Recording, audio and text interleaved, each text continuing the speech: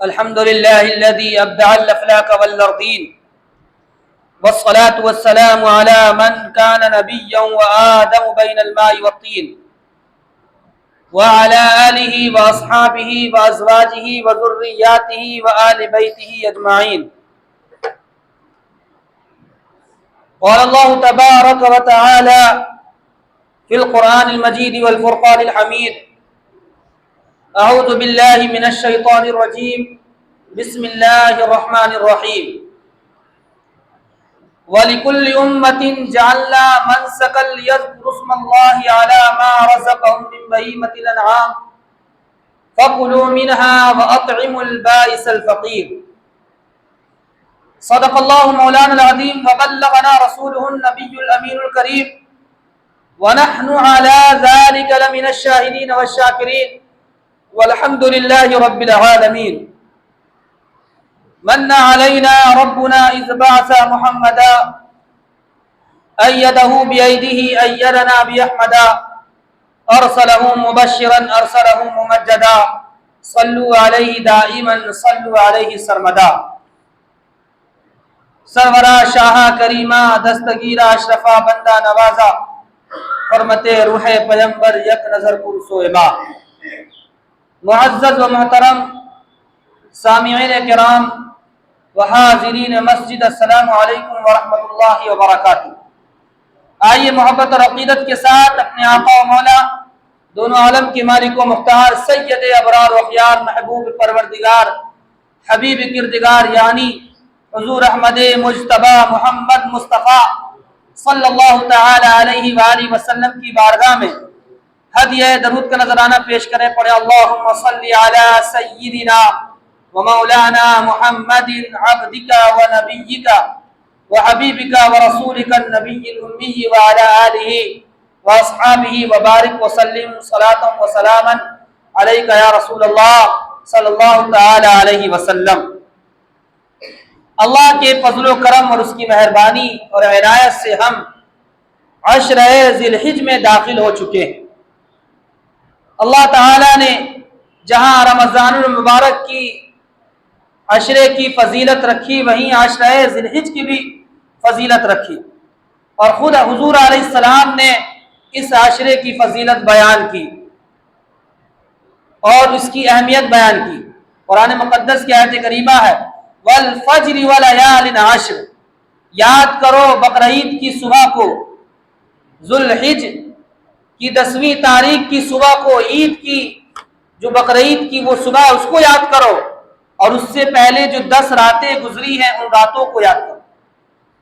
وہ 10 اہم راتیں ہیں جس میں اللہ تعالیٰ اپنی رحمتوں اور برکتوں کا خصوصیت کے ساتھ نزول فرماتا ہے.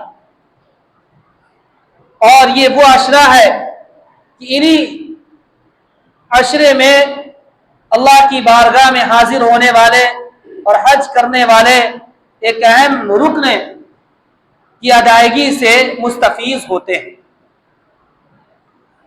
اور اللہ تعالیٰ نے اسی عشرے میں ایک اہم فریضہ عبادت کی شکل میں امت مسلمہ پر نافذ فرمایا، جسے ہم قربانی کے نام سے یاد کرتے ہیں.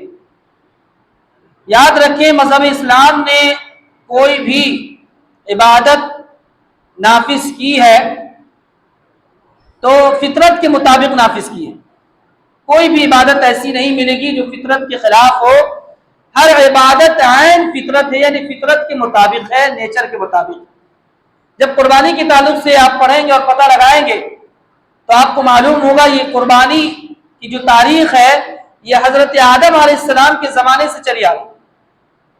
یہ کوئی نئی چیز نہیں ہے. ہاں یہ اور بات ہے کہ اللہ تعالیٰ نے اپنے جلیل القدر پیغمبر کے وسیلے سے اور ان کی نسبت سے اس کو عبادت کی شکل میں امت پر نافذ فرمایا، ورنہ یہ بہت پہلے سے چلی آ رہی حضرت آدم علیہ السلام کے زمانے. اور اس وقت کا طریقہ الگ تھا. موسیٰ علیہ السلام کے زمانے میں قربانی کا طریقہ الگ تھا، عیسیٰ علیہ السلام کے زمانے میں قربانی کا طریقہ الگ تھا، نوح علیہ السلام کے زمانے میں قربانی کا طریقہ الگ تھا، مگر قربانی تو تھی. خود حضرت آدم علیہ السلام کے زمانے کے تعلق سے اللہ تعالیٰ نے قرآن مقدس میں ذکر کیا وَاتْلُ عَلَيْهِمْ نَبَأَ بَنِي آدَمَ بِالْحَقِّ إِذْ قَرَّبَا قُرْبَانًا فَتُقُبِّلَ مِنْ أَحَدِهِمَا وَلَمْ يُتَقَبَّلْ مِنَ الْآخَرِ کہ اے حبیب آپ آدم علیہ السلام کے ان دو بیٹوں کا قصہ لوگوں سے بیان فرما دے کہ جن دو نے اللہ کی بارگاہ میں اپنی قربانی پیش کی تھی، ان میں سے اللہ تعالیٰ نے ایک کی قربانی کو قبول کر لیا اور دوسری کی قربانی کو رد کر دیا۔ قربانی اس وقت بھی پیش کی، اس کے علاوہ ہر امت میں قربانی رہی، اور یہ سلسلہ چلتے ہوئے حضور علیہ السلام تک پہنچا، اور حضور علیہ السلام کے صدقے سے ان کی امت کو عطا ہوا۔ اور اس عبادت نے اور اس ریاضت نے اور اس فریضے نے ایک الگ رخ اس وقت اختیار کیا جب اللہ تعالیٰ نے حضرت ابراہیم علیہ السلام کو اپنے بیٹے کی قربانی کا حکم دیا کہ اے ابراہیم، ایک فریضہ اور ہے، وہ تمہیں ادا کرنا ہے، اور وہ یہ ہے کہ تم اپنے بیٹے کی قربانی پیش کرو۔ جب ان کی بیٹے کی قربانی قبول ہو گئی تو اللہ تعالیٰ نے ان کی نسبت سے ان کی یاد میں اس قربانی کو امت محمدیہ پر نافذ کر دیا، تاکہ جب یہ قربانی کریں تو عبادت بھی ہو جائے اور حضرت ابراہیم علیہ السلام کی یاد تازہ بھی ہو جائے اور سنت مصطفیٰ پر عمل بھی ہو جائے۔ تو گویا کہ یہ قربانی سنت مصطفیٰ ہے اور یادگار ابراہیم علیہ السلام ہے۔ اسی لیے جب صحابی رسول نے حضور علیہ السلام سے دریافت کیا، عرض کیا اے اللہ کے رسول آپ بتائیں یہ قربانی کیا ہے، تو اللہ کے رسول صلی اللہ علیہ وسلم نے ارشاد فرمایا کہ یہ قربانی تمہارے باپ ابراہیم علیہ السلام کی سنت، یہ ابراہیم علیہ السلام کی سنت ہے۔ عرض کیا یا رسول اللہ اس میں ہمارے لیے کیا فائدہ ہے؟ ارشاد فرمایا کہ اس میں تمہارے لیے یہ فائدہ ہے کہ اللہ تعالیٰ نے ہر بال کے بدلے ایک نیکی رکھی ہے، ہر بال کے بدلے ایک نیکی رکھی ہے۔ صحابی رسول نے عرض کیا یا رسول اللہ صلی اللہ تعالی علیہ وسلم، اگر میں ایسے جانور کی قربانی پیش کروں جس میں بہت زیادہ بال ہوتے ہیں، جیسے کہ میں بھیڑ کی قربانی پیش کروں، دمبا کی قربانی پیش کروں جس میں بہت زیادہ بال ہوتے ہیں، تو اس کا کیا حکم ہے؟ حضور علیہ السلام نے فرمایا کہ اللہ تعالیٰ تمہیں اس بھیڑ کے ایک ایک بال کے بدلے ثواب اور اجر عطا فرمائے۔ مطلب یہ ہے کہ بے پناہ اجر و ثواب اللہ تعالیٰ عطا فرماتا ہے۔ حضرت علی رضی اللہ تعالیٰ عنہ فرماتے ہیں کہ حضور علیہ السلام نے ارشاد فرمایا کہ بظاہر لوگوں کو لگتا ہے کہ ہم قربانی کرتے ہیں تو اس کا خون زمین پر گرتا ہے اور زمین میں جذب ہو جاتا ہے، لیکن وہ یاد رکھے خون زمین میں جذب نہیں ہوا، بلکہ وہ خون کا ایک قطرہ اجر و ثواب کی شکل میں اللہ کے یہاں محفوظ و مامون ہے، وہ محفوظ اور مامون ہے، اس کا اجر اللہ تعالیٰ عطا فرمائے۔ اور بے شمار فضیلتیں حضور علیہ السلام نے خود اپنی جانب سے قربانی پیش کی، اپنے امت کے جانب سے قربانی پیش کی، اور اس کی فضیلت بیان فرمائی کہ اگر کوئی آخرت کے ثواب اور اجر کو حاصل کرنا چاہتا ہے تو وہ ضرور قربانی پیش کرے۔ اگر وہ چاہتا ہے کہ اس کا قربان کیا ہوا جانور اس کے لیے قیامت کے دن پل صراط پر چلنے میں سہارا بنے تو وہ ضرور قربانی پیش کرے، کیونکہ اللہ تعالیٰ بے پناہ اجر و ثواب عطا فرمانے والا ہے۔ اور ناراضگی کا یہ عالم کہ حضور اسلام نے فرمایا کہ جو صاحب حیثیت ہو اور قربانی نہ کرے تو اسے چاہیے کہ وہ میری مسجد میں نہ آئے، میری عیدگاہ میں نہ آئے، کیونکہ اس نے میرے حکم کی نافرمانی کی ہے، میرے طریقے کے خلاف اس نے کام کیا، اور قربانی کو واجب قرار دیا کہ جتنے سال ہم چھوڑیں گے اتنے سال کی قربانی باقی رہے گی، اسے کرنا ہوگا زندگی۔ واجب کا مطلب یہی ہوتا ہے کہ واجب اسے کہتے ہیں جس کی قضا، فرض اسے کہتے ہیں جس کی قضا، فرض کی قضا اور واجب کی قضا، سنت کی تو قضا نہیں۔ لیکن جب واجب اس قربانی کے بارے میں پڑھیں گے تو یہ قربانی سنت نہیں ہے بلکہ واجب ہے، کرنا ہی کرنا ہے۔ اور یہ بھی نہیں کہ کسی ایک پر، خاندان کے کسی ایک فرد پر واجب ہے، وہ صاحب حیثیت ہے تو اس پر واجب ہو گیا، اس نے جب ادا قربانی کر دی تو سب کی طرف سے قربانی ہوئی، نہیں، جو گھر میں صاحب حیثیت ہے، جو مالک نصاب ہے، ہر ایک پر انفرادی طور پر قربانی واجب۔ اگر عورت صاحب نصاب ہے تو اس پر قربانی واجب، مرد صاحب نصاب ہے تو اس پر قربانی واجب، بیٹا صاحب نصاب ہے تو اس پر الگ سے قربانی واجب، باپ صاحب نصاب ہے تو اس پر الگ سے قربانی، یعنی جتنے لوگ صاحب نصاب ہیں ان کے اوپر قربانی واجب۔ اور دیکھیے صاحب زکوٰۃ میں تو یہ مسئلہ تھا کہ اگر آپ سال بھر تک صاحب حیثیت تھی تب آپ کے اوپر زکوٰۃ، یعنی آپ کا مال سال بھر محفوظ ہے تو آپ صاحب نصاب زکوٰۃ کے معاملے۔ اس میں صاحب نصاب کی تعریف یہ ہے کہ اگر قربانی کے دنوں میں آپ صاحب حیثیت ہو گئے اور صاحب نصاب ہو گئے، آپ ایک دن کے لیے صاحب نصاب ہوئے اور صاحب حیثیت ہوئے تو آپ کے اوپر قربانی واجب ہو گئی۔ بالکل آسان رکھا گیا اس میں، یعنی فوراً واجب، قربانی جو ہے فوراً واجب ہو جاتی ہے۔ زکوٰۃ میں کچھ مسائل ہیں کہ اس مال پر سال گزرنا چاہیے، پھر مال بھی وہ ہونا چاہیے جس میں اضافہ ہو، جو بڑھنے والا مال، جیسے کہ سونا جس کی قیمت بڑھتی ہے، جیسے کہ چاندی جس کی قیمت بڑھتی ہے، جیسے کہ مال تجارت جس کی قیمت بڑھتی ہے، جیسے کہ زمین جس کی قیمت بڑھتی ہے۔ اس میں وہ مال کی بھی ضرورت نہیں ہے، بس یہ دیکھا جائے گا کہ آپ کے پاس ضرورت سے زائد چیزیں ہیں کہ نہیں، یعنی آپ کے پاس سامان کتنا ہے، ضرورت سے زیادہ کتنی چیزیں ہیں۔ آپ کو ضرورت تھی ایک فریج کی، آپ کے گھر میں 2 فریج ہیں، آپ کو ضرورت تھی ایک گاڑی کی، آپ کے گھر میں 4 گاڑیاں۔ تو ضرورت سے زیادہ جتنی بھی چیزیں ہیں اور وہ تمام چیزیں اگر اس ملکیت کے برابر پہنچ جائے جو صاحب نصاب ہونے کے لیے جتنا مال کا ہونا شرط ہے اس مال کے برابر پہنچ جائے تو آپ صاحب نصاب ہیں، آپ پر قربانی واجب۔ تو بالکل آسان، یہ آسان کیوں بنایا گیا؟ تاکہ ہر کسی کو موقع مل جائے قربانی کرنے کا، کوئی راہ فرار اختیار نہیں کرنے پائے، کوئی اپنی مجبوری بیان نہ کرنے پائے کہ ابھی تو میں قرض دار ہوں، ابھی یہ پریشانی وہ پریشانی، بلکہ ہر کوئی یہ کوشش کرے اور وہ سنت مصطفیٰ پر عمل کر لے جائے اور سنت ابراہیم پر عمل کر لے جائے۔ اس میں ہزاروں راز پوشیدہ ہے، اس میں خلوص پوشیدہ ہے، عقیدت پوشیدہ ہے، اس قربانی میں جذبہ پوشیدہ ہے، ایثار پوشیدہ ہے۔ یہ ہے وہ قربانی جو ہزاروں سال سے چلی آ رہی ہے۔ اور قرآن مقدس کی آیت کریمہ دیکھیے، وَلِكُلِّ أُمَّةٍ جَعَلْنَا مَنسَكًا لِيَذْكُرُوا اسْمَ اللَّهِ عَلَى مَا رَزَقَهُم مِّن بَهِيمَةِ الْأَنْعَامِ فَكُلُوا مِنْهَا وَأَطْعِمُوا الْبَائِسَ الْفَقِيرَ، کہ اللہ تعالیٰ نے ہر امت کے لیے قربانی نافذ کی تھی، اور یہ قربانی اسی طرح کی تھی، نافذ کی تاکہ وہ اللہ تعالیٰ کی طرف سے حلال جانوروں کو اللہ کا نام لے کر ذبح کرے۔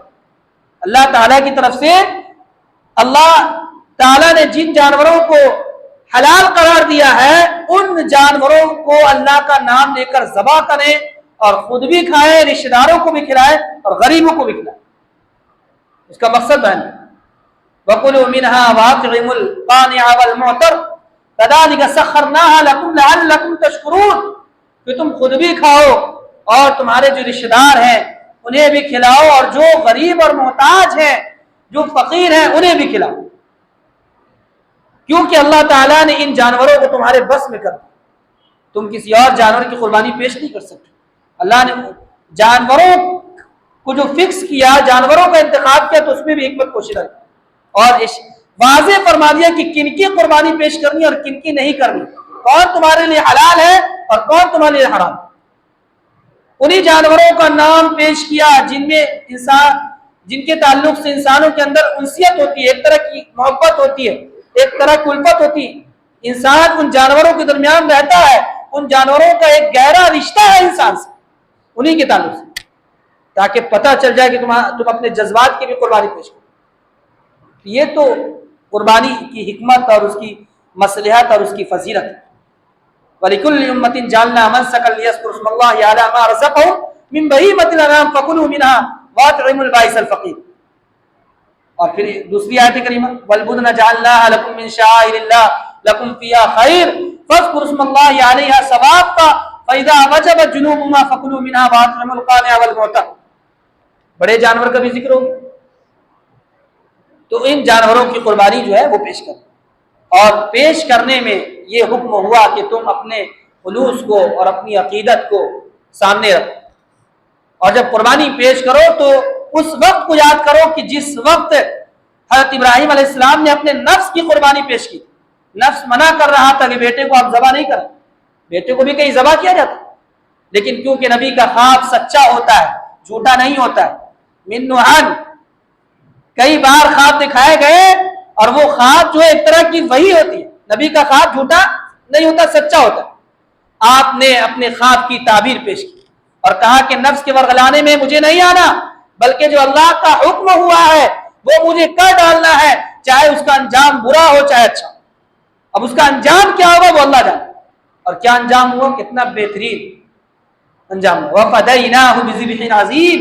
اللہ نے منادی کرا دی کہ ابراہیم یہ قربانی تمہاری قبول کر لی گئی ہے اور اس قربانی کو مثال بنا دیا گیا ہے اور اس قربانی کو یادگار بنا دیا گیا جو تم نے یہ قربانی پیش کی، اور بڑے ذبیحے کی شکل میں تمہارے صاحبزادے کو قبول کیا گیا. فَفَدَيْنَاهُ بِذِبْحٍ عَظِيمٍ وَتَرَكْنَا عَلَيْهِ فِي الْآخِرِينَ. اور نشانی کی شکل میں ہم اس کو باقی رکھیں گے آنے والے لوگوں میں. تو اس وقت کو یاد کرنا. اور یہ نفس کی قربانی ہے.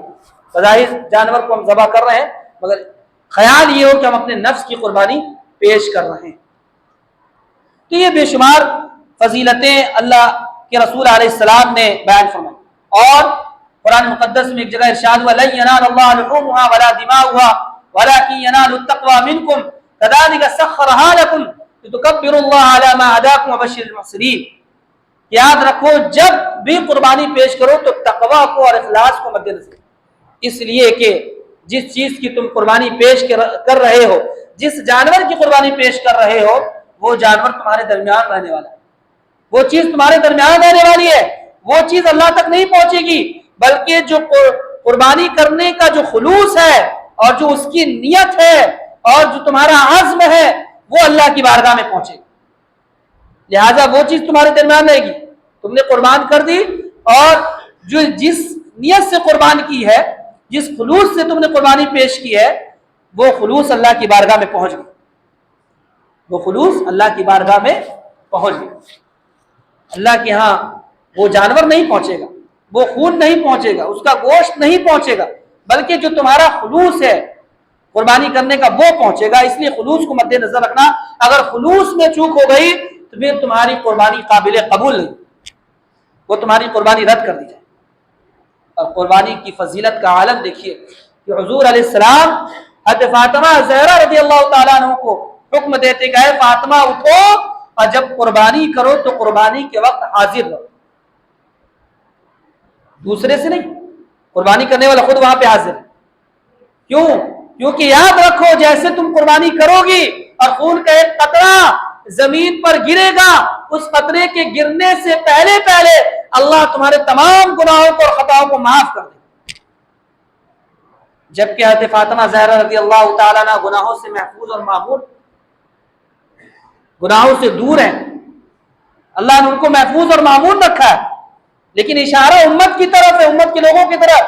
کیا ہے؟ قربانی پیش کرنے والے اس کو ہلکے مت لینا، بلکہ اپنی موجودگی میں قربانی کو اللہ کی بارگاہ میں پیش کرنا اور دیکھنا اپنی آنکھوں سے، اپنی آنکھوں سے اور اپنے دل کی نگاہوں سے، اور اس وقت اپنے جذبات کو حاضر رکھنا. اس لیے کہ جیسے ہی خون کا ایک قطرہ گرے گا اللہ تعالیٰ اپنے فضل اور کرم سے تمہارے تمام خطاؤں کو اور گناہوں کو معاف کر دے. تو یہ ہے قربانی کی فضیلت. اب کون ایسا شخص ہوگا جو یہ اللہ سے خواہش نہ رکھتا ہوگا کہ اس کے تمام گناہ معاف ہو جائیں، اس کے گناہ معاف ہو جائیں. گناہوں کے معافی کے بہت ذرائع ہیں. ان ذرائع میں سے، ان اسباب میں سے ایک ذریعہ اور ایک سبب قربانی بھی. آدمی قربانی اللہ کی بارگاہ میں پیش کرے اور اس کے بدلے میں اللہ تعالیٰ اس کے گناہوں کو معاف فرما دیتا ہے. اور یہ قربانی جو ہے یہ خلاف عقل بھی نہیں. بہت سا ابھی سائنس کا دور ہے نا، تو ہر آدمی سائنس کے آئینے میں دیکھتا ہے کہ یہ صحیح ہے کہ غلط ہے. عقلی اعتبار سے بھی دیکھیں تو ہر اعتبار سے یہ درست، کوئی اعتراض اس پہ فٹ نہیں ہو سکتا. ہمیشہ یاد رکھیے کہ جب بھی قربانی کی بات آتی ہے، اور یہ تاریخ رہی ہے کہ ہمیشہ اعلیٰ کے بدلے میں ادنا کی قربانی پیش کی گئی. جیسے اعلیٰ کی قربانی پیش کرنی ہے تو اعلیٰ کی قربانی پیش کرنا تو بہت مشکل ہے نا، بہت زیادہ مشکل. اعلیٰ کی قربانی تو پیش ہو ہی نہیں سکتی. تو اللہ تعالیٰ نے اس کا بدل دیا کہ ٹھیک ہے تم اعلیٰ کو قربان نہیں کر سکتے تو اس کے بدلہ میں ادنا کو پیش کرو، قربان کرو، تاکہ ادنا کی قربانی اعلیٰ کی قربانی اللہ کی بارگاہ میں تسلیم کی جائے۔ اب حضرت عبداللہ رضی اللہ تعالی عنہ جو حضور علیہ السلام کے والد ہیں، والد گرامی، ان کے والد گرامی حضرت عبد المطلب رضی اللہ تعالی، انہوں نے قرآن نکالا تھا، قرآن اندازی میں قربانی میں کن کا نام آیا تھا؟ حضور علیہ السلام کے والد کا نام آیا تھا، اور جب بھی آپ قرآن نکالتے تھے قربانی میں انہی کا نام آتا تھا۔ ترکیب بتائی گئی، جب کئی بار قرآن نکالا اور جب کئی بار نکالتے گئے پھر جا کر جانور کے نام پر جو ہے وہ قرآن کیا، تو نتیجہ یہ نکلا کہ حضرت عبداللہ رضی اللہ تعالیٰ جو حضور کے والد گرامی ہے وہ محفوظ و معمول ہو اور ان کے بدلے میں 100 اونٹ کی قربانی پیش کی۔ اب یہاں بھی وہی معاملہ تھا، حضرت ابراہیم علیہ السلام کو حکم ہوا تھا کہ بیٹے کو قربان کرنا ہے، بیٹے کی قربانی پیش کرنی ہے۔ حضرت ابراہیم علیہ السلام دیکھ رہے تھے کہ اللہ کی رحمت کیا کرتی ہے، اللہ تعالیٰ کیا معاملہ فرماتے ہیں۔ اللہ تعالیٰ کا فیصلہ ہوا کہ وہ تو اپنی جگہ پہنچ گئے ہیں، اپنے بیٹے کو لے کر پہنچ گئے، لیکن ہونا کچھ اور ہے۔ فرشتوں کو حکم دیا کہ ان کے بیٹے کو ذبح نہیں ہونا ہے بلکہ ذبح تو جانور کو ہونا ہے، اس لیے جنت سے دمبا لے کر حضرت جبرائیل علیہ السلام چلے۔ حضرت اسماعیل علیہ السلام اعلیٰ کی قربانی پیش کرنی تھی، لیکن وہاں ادنا کی قربانی پیش کی گئی۔ اب یہاں پہ ہم ہر طرح کی قربانی پیش کرتے ہیں اللہ کے بعد، مال کی قربانی، اپنے جذبات کی قربانی، محنت کی قربانی، نیند کی قربانی، مشقت کی قربانی، ہر طرح کی قربانی ہم پیش کرتے ہیں، لیکن ایک قربانی ہوتی ہے جان کی قربانی۔ تو جان کی قربانی کب پیش کریں گے؟ جب میدان جہاد میں جائیں گے تو کہا کہ یہ پریکٹیکل ہوتا رہے تم سے، تم جہاں مال کی قربانی پیش کرو سال میں ایک بار جان کی بھی قربانی پیش کرو، تاکہ یہ قربانی بھی اللہ کے ہاں لکھ دی جائے کہ اللہ کے اس بندے نے صرف مال کی قربانی نہیں پیش کی ہے بلکہ جان کی قربانی پیش کی۔ اور یہ جان کی قربانی تو جانور کی ہوگی، لیکن یہ تمہاری قربانی وہاں تسلیم کی جائے۔ تو تم یہ سمجھ کر پیش کرو کہ تم اللہ نے ایک جاندار جو عطا کیا، اس جاندار کو اللہ کی بارگاہ میں قربان کرو، یہ جان کی قربانی۔ اور اللہ نے ہر طرح کی قربانی طلب کی ہے، جب وقت پڑے ہمیں ہر طرح کی۔ ہم کہتے ہیں نا ان صلاتی و نسکی و محیای و مماتی للہ رب العالمین، بے شک میری نماز اور میری تمام قربانیاں، ایک نہیں تمام طرح کی قربانی وہ اللہ تعالیٰ کے لیے۔ اب جب ضرورت پڑے گی اور جب قربانی پیش کرنے کا حکم ہوگا ہم اللہ کی بارگاہ میں اپنی قربانی پیش کریں، چاہے وہ مال کی قربانی ہو چاہے جان کی قربانی۔ اور یہ جو قربانی ہے یہ اصل میں جان کی قربانی ہے، جو ہر صاحب نصاب کو سال میں ایک بار اس قربانی کو پیش کرنے کا موقع ملتا ہے، یہ جان کی قربانی۔ اور ہم تو عبادت کی شکل میں پیش کر رہے ہیں، اللہ تعالیٰ نے ہمیں ہمارے اجر و ثواب کو محفوظ و معمول رکھا، باقی تو جان کی قربانیاں پیش ہو ہی رہی۔ یہ طریقہ بھی، طریقہ میں نے بتایا نا کہ اعلیٰ کی قربانی کے بدلے ادنا کی قربانی پیش کی جاتی ہے، اعلیٰ کی۔ اب انسان کی حفاظت کے لیے کتنے جاندار کو مارا جاتا ہے دنیا میں، آپ کو پتا؟ کچھ جاندار ایسے جو دکھتے ہیں، کچھ جاندار ہیں جو دکھتے نہیں، بہت سارے جراثیم ہیں وہ بھی جاندار ہیں مگر دکھتے نہیں ہیں، مگر انہیں ختم کیا جاتا ہے انسان کی حفاظت کے لیے۔ بہت سارے جراثیم جاندار جسم کے اندر ہیں، بہت سارے باہر ہیں، کیڑے مکوڑوں کی شکل میں، چھوٹے چھوٹے جانوروں کی شکل میں۔ اگر بڑے جان کی بات آتی ہے تو پھر ان کی قربانی پیش کی جاتی ہے۔ قربانی کیا ہے؟ بڑے کی حفاظت کے لیے، بڑے کی حفاظت کے لیے، یعنی اعلیٰ کی حفاظت کے لیے ادنا کی قربانی پیش کی۔ یہ تو فطرت ایک طریقہ چلا۔ اللہ تعالیٰ نے فرمایا کہ یہاں پہ معاملہ یہ ہے کہ ہم نے تم کو محفوظ رکھا، تمہاری طرف سے جانور کی قربانی لی تاکہ تمہاری طرف سے جانی قربانی بھی اللہ کی بارگاہ میں پیش ہو جائے اور مالی قربانی کے ساتھ جانی قربانی بھی لکھ دی جائے۔ اللہ تعالیٰ سے دعا ہے کہ اللہ تعالیٰ ہر صاحب نصاب کو اپنی حیثیت کے مطابق قربانی پیش کرنے کی توفیق عطا فرمائے اور اس کی قربانی کو اس کے لیے ذریعہ نجات بنائے اور سنت رسول کے مطابق اسے قبول فرمائے۔